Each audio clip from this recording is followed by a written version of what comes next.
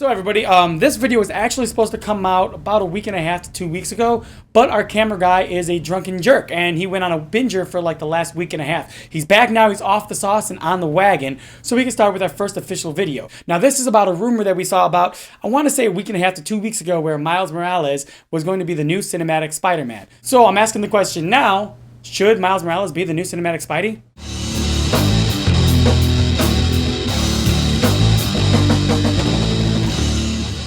Hey everybody, and welcome to Blank Panels. I'm your host, John Wiley, and my Facebook has been flooded, or was flooded, with all sorts of videos and articles and all sorts of just crazy crap about Miles Morales being the new cinematic Spider-Man. So I figured, why not make our first video about that? So, what do we know about Miles? Well, he has an awesome suit, that sweet electrical venom blast, and the ability to camouflage clothes and all into the environment around him. We know that he's hot right now, and we know that Donald Glover wants to play him in the new upcoming movie. He may appeal to some of the younger audience, and we know that Hollywood loves changing things up, for better or worse. That's right, Dragon Ball Evolution. I'm looking at you. You horrible, horrible, disgusting excuse for a movie. Anyway, we've seen Peter Parker and we know his origins, so a fresh take might be nice. But is this really the best time? Does Marvel have to do Peter's origin story all over again, or can they bring him in as an already established character? With Miles, we know that they would have to do the origin story because no one really knows who he is. Do we even want another origin story to begin with?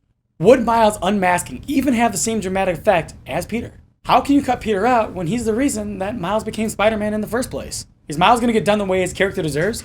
Or are they going to give him Peter's history and use this as an excuse to switch Spider-Man's ethnicity without getting called on it?